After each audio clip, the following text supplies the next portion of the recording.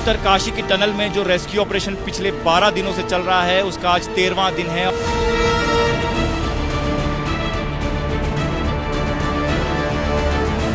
जो लोग अंदर फंसे हैं उनको मैसेज दिया जा रहा है कि आपको किसी भी हालत में सुरक्षित निकाला जाएगा।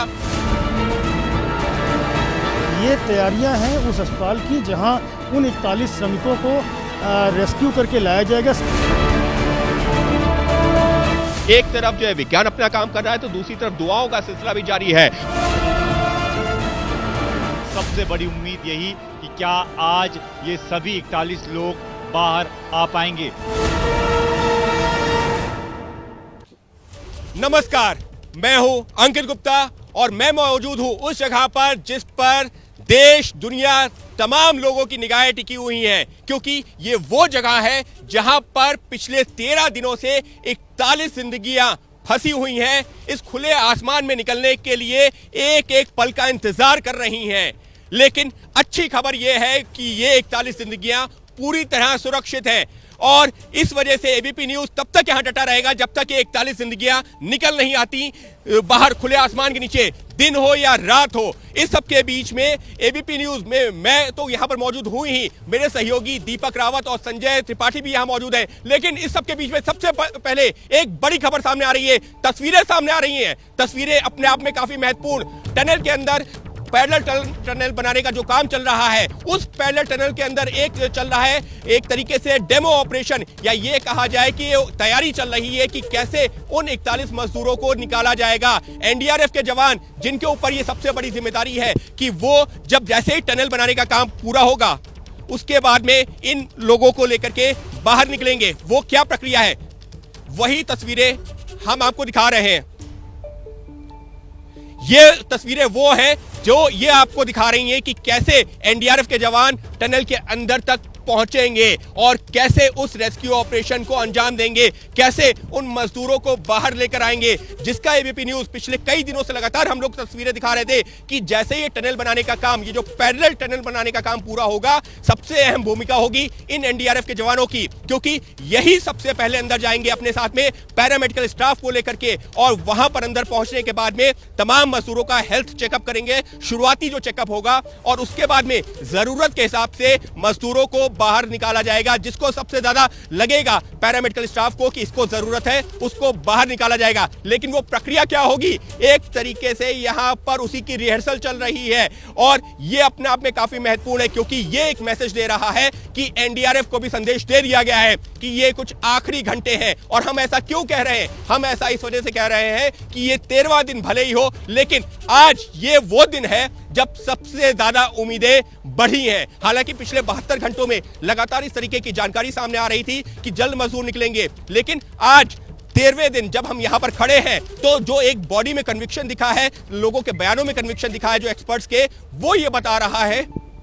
कि इस तरीके से अब जो है वो क्षण, वो लम्हा नजदीक आ रहा है जब ये मजदूर निकलेंगे। और ये तस्वीरें अपने आप में इतनी महत्वपूर्ण इसी वजह से हो जाती हैं क्योंकि 41 दिनों से जो अंदर फंसे हुए मजदूर हैं उनको इस तरीके से बाहर लाने की तैयारी है और एनडीआरएफ के जवानों के ऊपर ये जिम्मेदारी है। और हमको पता है कि एनडीआरएफ सिर्फ देश ही नहीं बल्कि दुनिया भर में कहीं पर भी आपदा आई है पिछले कुछ सालों के दौरान तो एनडीआरएफ की टीम वहां पर गई है। फिर चाहे वो नेपाल के भूकंप की बात हो, तुर्की के भूकंप की बात हो, अलग अलग जगहों पर जो आपदाएं आई हैं, एनडीआरएफ की टीम वहां पर गई है और रेस्क्यू ऑपरेशन को अंजाम दिया है। और एनडीआरएफ की गिनती इसी वजह से जो दुनिया भर के जो सबसे बेहतरीन रेस्क्यू टीम्स होती हैं उनमें की जाती है। और अब जबकि भारत में ही जरूरत है, हमारे देश के नागरिकों को जरूरत है, हमारे उन 41 मजदूरों को जरूरत है, तो एनडीआरएफ के जवान पिछले 13 दिनों से लगातार सुबह शाम देर रात, भले यहाँ पर जो सर्द हवाएं चल रही हो, भले यहाँ पर जो तापमान लगातार गिर रहा हो, वो डटे हुए हैं टनल के बाहर ही।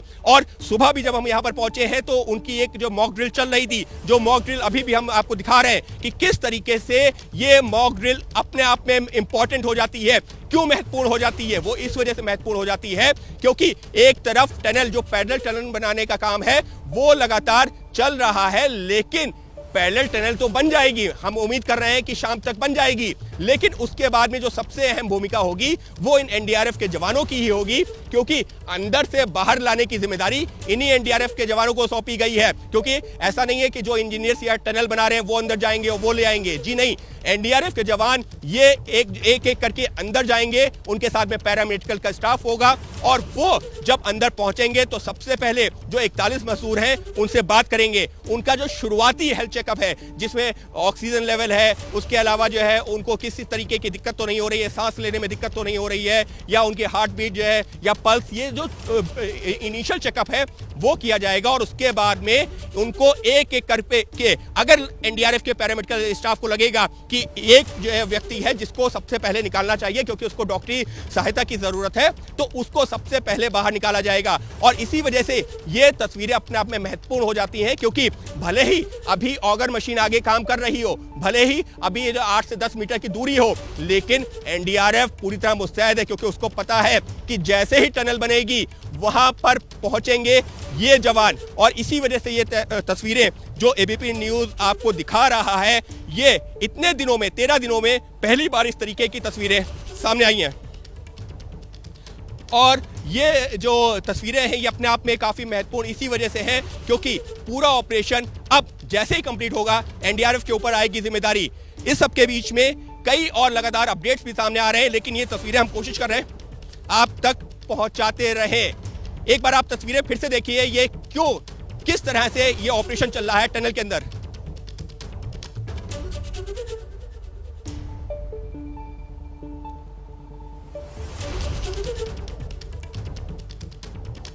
और देखिए ये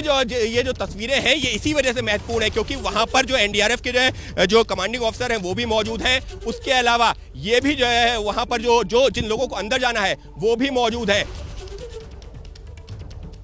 और इस वजह से ये महत्वपूर्ण है क्योंकि इन्हीं लोगों के ऊपर ये जिम्मेदारी है। अब हमारे सहयोगी दीपक रावत वो भी यहाँ पर मौजूद हैं और सहयोगी संजय त्रिपाठी वो भी जो है वहां पर मौजूद हैं जहां पर इस मजदूरों को लेके जाया जाएगा। दीपक, इस वक्त के लिए जो सबसे बड़ी खबर है वो यही है कि एनडीआरएफ की टीम मॉक ड्रिल कर रही है, तो क्या माना जाए कि उल्टी गिनती शुरू हो चुकी है, जिस बात का हम लोग पिछले 13 दिनों से इंतजार कर रहे थे। आज 13वां दिन वो खुशखबरी लेकर आने वाला है। जी बिल्कुल अंकित, और एनडीआरएफ ही नहीं, मैं आपको एक और बड़ी खबर दे दूं, एसडीआरएफ की भी टीम अभी जस्ट बाहर निकली है और एसडीआरएफ की टीम ने भी एक बड़ी मॉक ड्रिल की है और उसमें भी करीबन 5 से 6 जवान थे, उनके कमांडेंट भी उनके साथ थे। उस मॉक ड्रिल की भी तस्वीरें थोड़ी देर बाद बाहर आ जाएंगी। उस तस्वीर में भी कोशिश ये की गई थी कि उस मॉक ड्रिल के दौरान कि ये देखा जाए कि एनडीआरएफ के साथ अगर एसडीआरएफ की टीम भी अंदर जाती है तो किस तरीके से अंदर जाएगी। जितना लंबा पाइप हमने डाला है, बहुत दुर्गम रास्ता उसको बनाया गया है, उस टनल को, एस्केप टनल को, इतना आसान नहीं होता उतने भीतर तक जाना एक छोटी 800 mm के डायमीटर के पाइप के हिसाब से, तो उसकी भी यहां पर मॉक ड्रिल लगातार की जा रही है। तो ये एनडीआरएफ ही नहीं बल्कि एसडीआरएफ भी पूरी तरह से तैनात है अंकित। और एक तस्वीर मैं आपको और बता दूं कि अभी जो यहां मैं, क्योंकि मैं बहुत करीब हूं उस टनल के जहां से मैं आपको ये तस्वीरें दिखा पा रहा हूं, तो यहां से जो ऑगर मशीन की आवाज पिछले 12 दिनों से हम लोग सुन रहे हैं, उस ऑगर मशीन की आवाज एक बार फिर से आने लगी है। मेरा कहने का मतलब यह है कि जो अभी तक बंद थी पिछले 24 घंटे से, वो ऑगर मशीन लगभग शुरू हो चुकी है। अब वो कितना आगे काम कर रही है इसकी जानकारी आनी बाकी है, लेकिन बहुत बड़ी खबर है इस वक्त के लिए, ये बहुत बड़ी खबर है कि ऑगर मशीन जो पिछले करीबन 24 घंटे के आसपास से 22 घंटे से बंद थी टू बी प्रिसाइज, वो शुरू हो गई है। इस वक्त के लिए ब्रेकिंग न्यूज यही है कि ऑगर मशीन ने काम करना शुरू कर दिया है और ऑगर मशीन ने काम करना शुरू कर दिया है। तो दीपक से जानते हैं, दीपक, जैसा कि आपने जो कुछ देर पहले भी बताया था कि अगले 5 मीटर तो किसी तरह की कोई बाधा नहीं, तो ऑगर मशीन ने काम करना शुरू कर दिया है। अगला 5 मीटर अगले 1 से 2 घंटे में वो ड्रिल कर लेगी।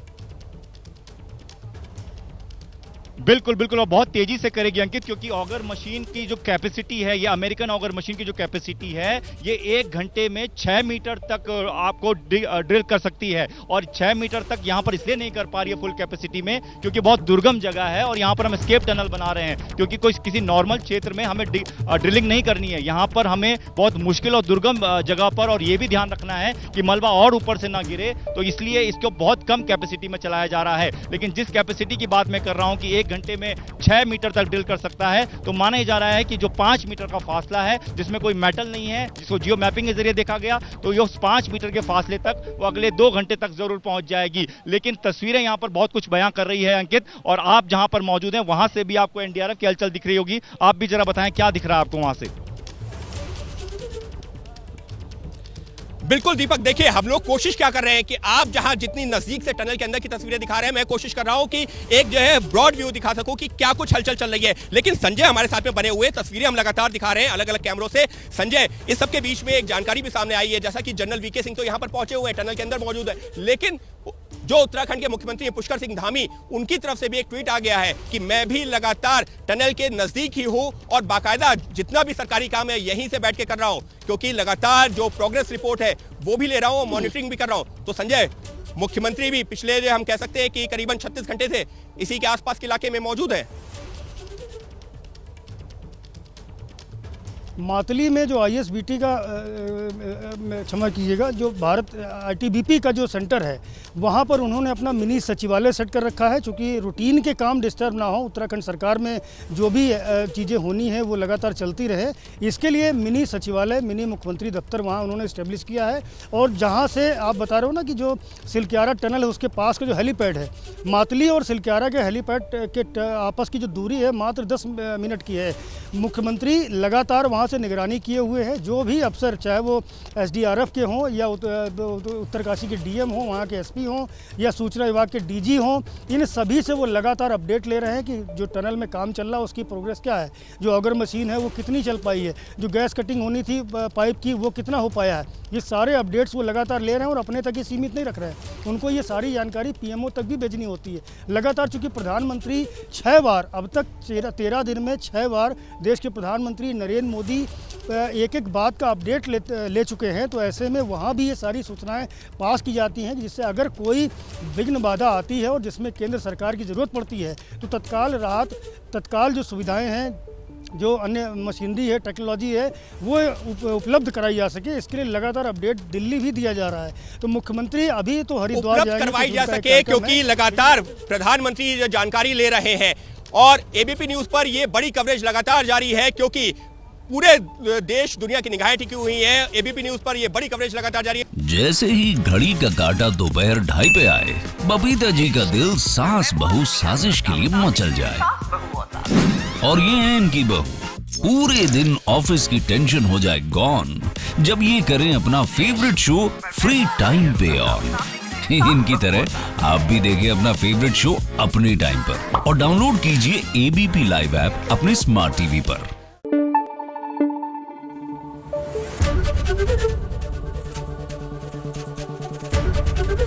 एबीपी न्यूज आपको रखे आगे।